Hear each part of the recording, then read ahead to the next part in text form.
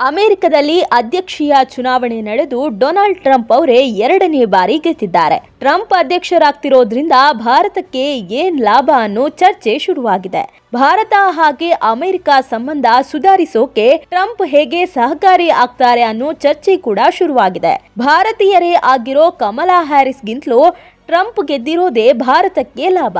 ಯಾಕೆ ಅಂತ ಹೇಳ್ತೀವಿ, ಇಂದಿನ ವಿಡಿಯೋದಲ್ಲಿ ಸ್ಕಿಪ್ ಮಾಡದೆ ಪೂರ್ತಿಯಾಗಿ ನೋಡಿ. ಅಮೆರಿಕದ ಅಧ್ಯಕ್ಷೀಯ ಚುನಾವಣೆಯಲ್ಲಿ ರಿಪಬ್ಲಿಕನ್ ಪಕ್ಷದ ಅಭ್ಯರ್ಥಿ ಡೊನಾಲ್ಡ್ ಟ್ರಂಪ್ ವಿಜಯ ಸಾಧಿಸಿದ್ದಾರೆ. ಅಮೆರಿಕದ ಅಧ್ಯಕ್ಷರಾಗಿ ಡೊನಾಲ್ಡ್ ಟ್ರಂಪ್ ಆಯ್ಕೆಯಾಗಿರೋದ್ರಿಂದ ಭಾರತಕ್ಕೆ ಹಲವು ವಿಧದಲ್ಲಿ ಲಾಭವಾಗಲಿದೆ. ಡೊನಾಲ್ಡ್ ಟ್ರಂಪ್ ಅವರು ಈ ಹಿಂದೆ ಅಮೆರಿಕದ ಅಧ್ಯಕ್ಷರಾಗಿದ್ದಾಗ ಪಾಕಿಸ್ತಾನಕ್ಕೆ ಭಯೋತ್ಪಾದನೆಯನ್ನ ಹತ್ತಿಕ್ಕೋಕೆ ಪರಿಣಾಮಕಾರಿ ಕ್ರಮಗಳನ್ನ ಕೈಗೊಳ್ಳಬೇಕು, ಕೇವಲ ಮಾತಿನಲ್ಲಿ ಹೇಳಿದ್ರೆ ಸಾಲದು ಎಂದು ಎಚ್ಚರಿಸಿದ್ರು. ಇತ್ತೀಚೆಗೆ ಬಾಂಗ್ಲಾದೇಶದಲ್ಲಿ ಹಿಂದೂಗಳ ವಿರುದ್ಧ ನಡೆಯುತ್ತಿರೋ ದೌರ್ಜನ್ಯಗಳನ್ನ ಅಧ್ಯಕ್ಷೀಯ ಅಭ್ಯರ್ಥಿಯಾಗಿ ಟ್ರಂಪ್ ಖಂಡಿಸಿದ್ರು. ಹಿಂದೂಗಳ ರಕ್ಷಣೆಯು ಅಗತ್ಯ ಅಂತ ಪ್ರತಿಪಾದಿಸಿದ್ರು. ಟ್ರಂಪ್ ಅವರು ರಾಷ್ಟ್ರೀಯವಾದಿ, ಮೋದಿ ಅವರು ರಾಷ್ಟ್ರೀಯವಾದಿ. ಇಲ್ಲಿ ಇಂಡಿಯಾ ಫಸ್ಟ್, ಅಲ್ಲಿ ಅಮೆರಿಕ ಫಸ್ಟ್. ಹೀಗೆ ರಾಷ್ಟ್ರೀಯತೆ, ಭಯೋತ್ಪಾದನೆ ದಮನೆ ಇತ್ಯಾದಿ ವಿಚಾರಗಳಲ್ಲಿ ಸಾಮ್ಯತೆ ಇದೆ. ಈ ಹಿಂದೆ ರಿಸೆಷನ್ ಬಂದಾಗಲೂ ಭಾರತಕ್ಕೆ ಅಷ್ಟಾಗಿ ಕಾಡಿರಲಿಲ್ಲ. ಹೀಗಾಗಿ ಅಮೆರಿಕದಲ್ಲಿ ಯಾರು ಅಧ್ಯಕ್ಷರಾದರೂ ತೀರಾ ದೊಡ್ಡ ಪರಿಣಾಮ ಬೀರೋದಿಲ್ಲ. ಹೀಗಿದ್ರೂ ಟ್ರಂಪ್ ಗೆದ್ರೆ ಕೆಲವನ್ನ ನಿರೀಕ್ಷಿಸಬಹುದು. ಕೆಲವು ವಿಚಾರಗಳು ನೆಗೆಟಿವ್ ಆಗಿ ಕಾಡಬಹುದು, ಕೆಲವು ವಿಶೇಷ ಅವಕಾಶಗಳು ಸಿಗಬಹುದು. ಉದಾಹರಣೆಗೆ ಟ್ರಂಪ್ ಅವರು ವಿದೇಶದಿಂದ ಅಮೆರಿಕಕ್ಕೆ ಆಮದಾಗುವ ವಸ್ತುಗಳಿಗೆ 10% ಆಮದು ಸುಂಕ ವಿಧಿಸಬಹುದು. ಅಲ್ಲಿಗೆ ಭಾರತದಿಂದ ಅಮೆರಿಕಕ್ಕೆ ಹೋಗುವ ಸರಕುಗಳಿಗೆ 10% ಸುಂಕ ತಗಲುತ್ತೆ. ಇದು ಸಮಸ್ಯಾತ್ಮಕವಾಗಿ ಭಾರತಕ್ಕೆ ಕಾಣಬಹುದು. ಆದರೆ ಇದೇ ವೇಳೆ ಚೀನಾ ವಿರುದ್ಧ 60% ಆಮದು ಸುಂಕವನ್ನ ಹಾಕಬಹುದು. ಆಗ ಭಾರತಕ್ಕೆ ವಿಶೇಷ ಅವಕಾಶ ಸಿಗಬಹುದು. ಸಾಮಾನ್ಯವಾಗಿ ಚೀನಾ ಅಗ್ಗದ ದರದಲ್ಲಿ ಜಗತ್ತಿಗೆ ವಸ್ತುಗಳನ್ನು ಒದಗಿಸುತ್ತೆ. ಟ್ರಂಪ್ ಈಗ ಚೀನಾಕ್ಕೆ ಹೆಚ್ಚು ಸುಂಕ ವಿಧಿಸಿದ್ರೆ ಭಾರತಕ್ಕೆ ಹೆಚ್ಚಿನ ವ್ಯಾಪಾರ ಅವಕಾಶ ಸಿಗೋದಂತೂ ಪಕ್ಕ. ಅಮೆರಿಕದಲ್ಲಿ ಸಾಮಾನ್ಯವಾಗಿ ಡೆಮೊಕ್ರೆಟಿಕ್ ಪಾರ್ಟಿಯನ್ನ ಲಿಬರಲ್ ಪಾರ್ಟಿ ಅಂತಾರೆ, ರಿಪಬ್ಲಿಕನ್ ಪಾರ್ಟಿ ಕನ್ಸರ್ವೇಟಿವ್ ಅಥವಾ ಸಂಪ್ರದಾಯವಾದಿ ಅಂತಾರೆ. ಸಾಮಾನ್ಯ ವಲಸೆಯನ್ನ ರಿಪಬ್ಲಿಕನ್ ಪಾರ್ಟಿ ಸಹಿಸೋದಿಲ್ಲ. ಹೀಗಾಗಿ ವಲಸೆ ನೀತಿಯನ್ನ ಟ್ರಂಪ್ ಬಿಗಿಗೊಳಿಸಬಹುದು. ಕಳೆದ ಸಲ ಕೂಡ ಅವರು H-1B ವೀಸಾ ಬಗ್ಗೆ ನಿರ್ಬಂಧ ಹಾಕಿದ್ರು. ಹೀಗಿದ್ರೂ ಭಾರತದಿಂದ ಕಾನೂನುಬದ್ಧವಾಗಿ ವಲಸೆಗಿಂತಲೂ ಮೆಕ್ಸಿಕೋ ಮತ್ತಿತರ ದೇಶಗಳಿಂದ ಅಕ್ರಮ ವಲಸೆಯನ್ನ ನಿರ್ಬಂಧಿಸುವುದು ಹೆಚ್ಚು. ಹೀಗಿದ್ರೂ ಭಾರತೀಯ ಕಂಪನಿಗಳು ಅಲ್ಲಿಯೇ ಘಟಕಗಳನ್ನು ತೆರೆದು ಅಲ್ಲಿನವರಿಗೂ ಉದ್ಯೋಗಾವಕಾಶಗಳನ್ನ ನೀಡಿವೆ. ಹೀಗಾಗಿ ವಲಸೆ ನೀತಿ ಸಮಸ್ಯೆ ಆಗಲ್ಲ. ನರೇಂದ್ರ ಮೋದಿಯವರು 2014ರಲ್ಲಿ ಪ್ರಧಾನಿಯಾದ ಬಳಿಕ ಇಲ್ಲಿಯವರೆಗೆ ಬರಾಕ್ ಒಬಾಮಾ, ಟ್ರಂಪ್, ಬೈಡನ್ ಹೀಗೆ 2 ಭಿನ್ನ ಪಕ್ಷದ ಅಧ್ಯಕ್ಷರ ಜೊತೆಗೆ ವ್ಯವಹರಿಸಿದ್ದಾರೆ. ಹೀಗಾಗಿ ಯಾರು ಅಧ್ಯಕ್ಷರಾದರೂ ಮೋದಿಯವರು ಉತ್ತಮ ರೀತಿಯಲ್ಲಿ ದ್ವಿಪಕ್ಷೀಯ ಸಂಬಂಧಗಳನ್ನು ಮುಂದುವರಿಸುತ್ತಾರೆ. ಅನಿವಾಸಿ ಭಾರತೀಯರು ಈ ಹಿಂದೆಲ್ಲ ಡೆಮೊಕ್ರೆಟಿಕ್ ಪಕ್ಷಕ್ಕೆ ಬೆಂಬಲಿಸುತ್ತಿದ್ರು. ಆಗ ರಿಪಬ್ಲಿಕನ್ ಪಾರ್ಟಿ ಎಂದರೆ ಬಿಳಿಯರ ಪಾರ್ಟಿ ಎಂಬ ಮಾತಿತ್ತು. ಉಳಿದವರೆಲ್ಲ ಡೆಮೊಕ್ರೆಟಿಕ್ ಪಾರ್ಟಿಯಲ್ಲಿ ಇರ್ತಿದ್ರು. ಆದರೆ ಈಗ ಕಾಲ ಬದಲಾಗಿದೆ. ರಿಪಬ್ಲಿಕನ್ ಪಾರ್ಟಿಯಲ್ಲೂ ಭಾರತೀಯ ಮೂಲದವರು ಇದ್ದಾರೆ, ಸಂಸದರು ಇದ್ದಾರೆ.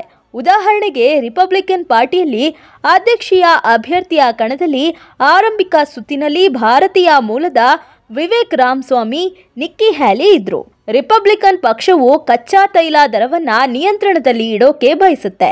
ಇದಕ್ಕಾಗಿ ಅಮೆರಿಕದಲ್ಲಿ ಉತ್ಪಾದನೆಯನ್ನ ಹೆಚ್ಚಿಸುತ್ತೆ. ಆದ್ರಿಂದ ತೈಲ ದರ ನಿಯಂತ್ರಣಕ್ಕೆ ಬರಬಹುದು. ಡೊನಾಲ್ಡ್ ಟ್ರಂಪ್ಗೆ ಚೀನಾ ಕಂಡ್ರೆ ಮೊದಲಿನಿಂದಲೂ ಆಗಲ್ಲ. ನೇರವಾಗಿಯೇ ಟ್ರಂಪ್ ಚೀನಾದ ಕುಟಿಲ ತಂತ್ರಗಳನ್ನ ಟೀಕಿಸ್ತಾರೆ. ಟ್ರಂಪ್ ಅವರ ಈ ಹಿಂದಿನ ಅವಧಿಯಲ್ಲಿ ಅಮೆರಿಕ ಮತ್ತು ಚೀನಾದ ನಡುವೆ ವಾಣಿಜ್ಯ ಸಮರ ತಾರಕಕ್ಕೇರಿತ್ತು. ಒಂದೊಮ್ಮೆ ಟ್ರಂಪ್ ಅವರು ಅಧ್ಯಕ್ಷರಾದ್ರೆ ಚೀನಾದ ಮಾರ್ಕೆಟ್ ತಗ್ಗಬಹುದು. ಚೀನಾ ಕೇಂದ್ರಿತ ಪೂರೈಕೆ ಜಾಲವನ್ನ ತಪ್ಪಿಸೋಕೆ ಟ್ರಂಪ್ ಮುಂದಡಿ ಇಟ್ಟರೆ ಹೆಚ್ಚಿನ ಹೂಡಿಕೆ ಭಾರತದತ್ತ ಬರಬಹುದು. ತೈವಾನ್ ಕುರಿತು ಚೀನಾ ಮೃದು ನಿಲುವು ತಳೆಯಬಹುದು. ಭಾರತದ ಆರ್ಥಿಕತೆಯು ಆಂತರಿಕ ಬೇಡಿಕೆಯನ್ನ ಆಧರಿಸಿದೆ. ಹೀಗಾಗಿ ಅಮೆರಿಕ ಜೊತೆಗಿನ ವಹಿವಾಟು ಹೆಚ್ಚಳದಿಂದ ಭಾರತಕ್ಕೆ ಲಾಭವಾಗಲಿದೆ. ಇತ್ತ ಅಮೆರಿಕದಲ್ಲಿ ಆರ್ಥಿಕ ಕುಸಿತ ಭೀತಿ ಇದೆ.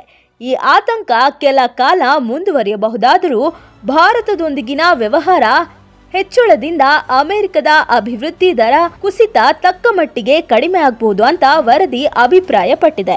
ಇತ್ತ ಭಾರತದೊಂದಿಗೆ ಅಮೆರಿಕದ ವಹಿವಾಟು ಹೆಚ್ಚಳದಿಂದ ಚೀನಾಗೆ ನಷ್ಟ ಆಗಲಿದೆ. ಚೀನಾದ ಅಭಿವೃದ್ಧಿ ದರ ಹಾಗೂ ತೈಲ ಬೆಲೆಯಲ್ಲಿ ಕುಸಿತ ಆಗಲಿದ್ದು ಪೆಟ್ರೋಲಿಯಂ ಇಂಧನದ ಮೇಲೆ ಅವಲಂಬಿತ ಆಗಿರುವ ಭಾರತಕ್ಕೆ ಲಾಭವಾಗಲಿದೆ ಅಂತ ವರದಿ ವಿವರಿಸುತ್ತೆ. ಟ್ರಂಪ್ ಅವರು ದೀಪಾವಳಿಗೆ ಶುಭ ಕೋರುವಾಗ ಬಾಂಗ್ಲಾದೇಶ ಸೇರಿದಂತೆ ಜಗತ್ತಿನ ವಿವಿಧ ಭಾಗಗಳಲ್ಲಿ ಹಿಂದೂಗಳ ಮೇಲೆ ನಡೆಯುತ್ತಿರೋ ದೌರ್ಜನ್ಯವನ್ನ ಖಂಡಿಸಿದ್ದಾರೆ. ಆದರೆ ಕಮಲಾ ಹ್ಯಾರಿಸ್ ಭಾರತೀಯ ಮೂಲದವರಾದರೂ ಇದನ್ನ ಖಂಡಿಸೋ ಮಾತನಾಡಿರಲಿಲ್ಲ. ಕಮಲಾ ಹ್ಯಾರಿಸ್ ಉಪಾಧ್ಯಕ್ಷರಾಗಿ ಕಾರ್ಯನಿರ್ವಹಿಸುವ ಸಂದರ್ಭದಲ್ಲಿ ಅವರನ್ನ ಭಾರತಕ್ಕೆ ಆಹ್ವಾನಿಸಲಾಯಿತು. ಆದರೂ ಅವರು ಭಾರತಕ್ಕೆ ಭೇಟಿ ನೀಡಿರಲಿಲ್ಲ. ಆದರೆ ಟ್ರಂಪ್ ಮಾತ್ರ ಮೋದಿ ಜೊತೆ ಹೆಚ್ಚಿನ ದೋಸ್ತಿಯನ್ನ ಹೊಂದಿದ್ದಾರೆ. ಭಾರತದ ವಿದೇಶಾಂಗ ನೀತಿ ಅಮೆರಿಕದ ವಿದೇಶಾಂಗ ನೀತಿ ಪೂರಕವಾಗಿದೆ. ಭಾರತ ಹಾಗೂ ಅಮೆರಿಕಗಳ ಆಂತರಿಕ ಬೇಡಿಕೆಗಳು ಅಭಿವೃದ್ಧಿಯ ಮಾದರಿ ಹಾಗೂ ಭಾರತದಲ್ಲಿನ ಅಗತ್ಯ ವಸ್ತುಗಳ ಕಡಿಮೆ ಬೆಲೆ ಹಾಗೂ ಸರಕು ಸಾಗಣೆ ಸಂಗ್ರಹ ಜಾಲದ ಅಭಿವೃದ್ಧಿಯಿಂದಾಗಿ ಭಾರತಕ್ಕೆ ಪೂರಕವಾಗಿ ಅಮೆರಿಕ ತನ್ನ ನೀತಿಗಳನ್ನು ರೂಪಿಸಬಹುದಾಗಿದೆ. ಹೀಗಂತ ಜಾಗತಿಕ ಮಾರುಕಟ್ಟೆ ಸಂಶೋಧನಾ ಸಂಸ್ಥೆ ನೊಮೊರಾ ಕೂಡ ಹೇಳಿದೆ. ಭಾರತ ಹಾಗೂ ಅಮೆರಿಕ ನಡುವಣ ವ್ಯಾಪಾರ ವಹಿವಾಟು ಹಾಗೂ ವಲಸೆ ನೀತಿ ಕುರಿತಾಗಿ ಸಾಕಷ್ಟು ಸಂಘರ್ಷಗಳು ಹಾಗೂ ಅಡೆತಡೆಗಳು ಇವೆ. ಈಗ ಟ್ರಂಪ್ ಅಮೆರಿಕ ಅಧ್ಯಕ್ಷರಾಗಿರೋದ್ರಿಂದ ಈ ಎಲ್ಲ ಸಮಸ್ಯೆಗಳು ತಮ್ಮ ನೀತಿಗಳ ಮೂಲಕ ನಿವಾರಣೆ ಮಾಡ್ತಾರೆ.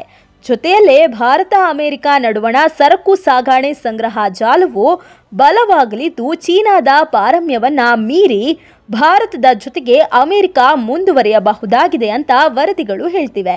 ಅಮೆರಿಕ ಅಧ್ಯಕ್ಷೀಯ ಚುನಾವಣೆಯಲ್ಲಿ ಐತಿಹಾಸಿಕ ಗೆಲುವು ಸಾಧಿಸುವ ಮೂಲಕ ಎರಡನೇ ಬಾರಿ ಅಧ್ಯಕ್ಷ ಪಟ್ಟಕ್ಕೆ ಏರುತ್ತಿರುವ ಡೊನಾಲ್ಡ್ ಟ್ರಂಪ್ ಅವರನ್ನ ಪ್ರಧಾನಿ ನರೇಂದ್ರ ಮೋದಿ ಕೂಡ ಅಭಿನಂದಿಸಿದ್ದಾರೆ. ತಮ್ಮ ಎಕ್ಸ್ ಖಾತೆಯಲ್ಲಿ ಡೊನಾಲ್ಡ್ ಟ್ರಂಪ್ ಜೊತೆಗಿರುವ ಫೋಟೋವನ್ನ ಪೋಸ್ಟ್ ಮಾಡಿರುವ ಪ್ರಧಾನಿ ಮೋದಿ, ಐತಿಹಾಸಿಕ ಗೆಲುವು ಸಾಧಿಸಿದ ನನ್ನ ಸ್ನೇಹಿತನಿಗೆ ಹೃತ್ಪೂರ್ವಕ ಅಭಿನಂದನೆಗಳು. ನಮ್ಮ ಜನರ ಯೋಗಕ್ಷೇಮಕ್ಕಾಗಿ ಮತ್ತು ಜಾಗತಿಕ ಶಾಂತಿ, ಸ್ಥಿರತೆ ಮತ್ತು ಸಮೃದ್ಧಿಯನ್ನ ಉತ್ತೇಜಿಸಲು ನಾವು ಒಟ್ಟಾಗಿ ಕೆಲಸ ಮಾಡೋಣ ಅಂದಿದ್ದಾರೆ. ನಿಮ್ಮ ಹಿಂದಿನ ಅವಧಿಯ ಯಶಸ್ಸಿನಂತೆಯೇ ಭಾರತ ಅಮೆರಿಕ ಸಮಗ್ರ ಜಾಗತಿಕ ಮತ್ತು ಕಾರ್ಯತಂತ್ರದ ಪಾಲುದಾರಿಕೆಯನ್ನ ಇನ್ನಷ್ಟು ಬಲಪಡಿಸಲಿ, ನಿಮ್ಮ ಸಹಕಾರ ಎದುರು ನೋಡ್ತಿದ್ದೇವೆ ಅಂತ ಮೋದಿ ಪೋಸ್ಟ್ ಮಾಡಿದ್ದಾರೆ. ಇನ್ನು ಈ ಬಾರಿ ಚುನಾವಣಾ ಪ್ರಚಾರ ವೇಳೆ ಡೊನಾಲ್ಡ್ ಟ್ರಂಪ್ ಮೇಲೆ ಸಾಕಷ್ಟು ಬಾರಿ ಹತ್ಯೆ ನಡೆದಿತ್ತು. ಕೂದಲೆಳೆ ಅಂತರದಲ್ಲಿ ಅವರು ಬಚಾವಾಗಿದ್ರು. ಈಗ ವಿಜೇತರಾದ ಮೇಲೆ ಟ್ರಂಪ್ ದೇಶವನ್ನುದ್ದೇಶಿಸಿ ಮೊದಲ ಮಾತುಗಳನ್ನಾಡಿದ್ದಾರೆ. ತನ್ನ ಮೇಲಿನ ದಾಳಿ ಬಗ್ಗೆಯೂ ಮಾತನಾಡಿದ್ರು. ದೇವರು ಒಂದು ಕಾರಣಕ್ಕಾಗಿ ನನ್ನ ಜೀವವನ್ನ ಉಳಿಸಿದ್ದಾನೆ. ಆ ಕಾರಣವು ನಮ್ಮ ದೇಶವನ್ನ ಉಳಿಸೋಕೆ ಮತ್ತು ಅಮೆರಿಕವನ್ನ ಶ್ರೇಷ್ಠತೆಗೆ ಮರುಸ್ಥಾಪಿಸಲು ಆಗಿತ್ತು. ಈಗ ನಾವು ಒಟ್ಟಾಗಿ ಆ ಮಿಷನ್ ಅನ್ನ ಪೂರೈಸಲಿದ್ದೇವೆ ಎಂದಿದ್ದಾರೆ. ಒಟ್ಟಾರೆ ಟ್ರಂಪ್ ಅಮೆರಿಕ ಅಧ್ಯಕ್ಷರಾಗ್ತಿರೋದು ಭಾರತಕ್ಕೆ ಒಂದು ರೀತಿ ಲಾಭವೇ ಆಗಲಿದೆ. ಮೋದಿ ಹಾಗೂ ಟ್ರಂಪ್ ನಡುವೆ ಉತ್ತಮ ಒಡನಾಟ ಇದೆ. ಈ ಕಾರಣದಿಂದ ಭಾರತಕ್ಕೆ ಎಲ್ಲಾ ರೀತಿಯಲ್ಲಿ ಲಾಭ ಆಗಲಿದೆ. ಇನ್ನೊಂದು ಕಡೆ ಟ್ರಂಪ್ ಚೀನಾ ವಿರೋಧಿ ನೀತಿಯನ್ನ ಅನುಸರಿಸುತ್ತಿದ್ದಾರೆ. ಶತ್ರುವಿನ ಶತ್ರು ಮಿತ್ರ ಅನ್ನೋ ಮಾತು ಭಾರತಕ್ಕೆ ಈಗ ಲಾಭ ಆಗಲಿದೆ.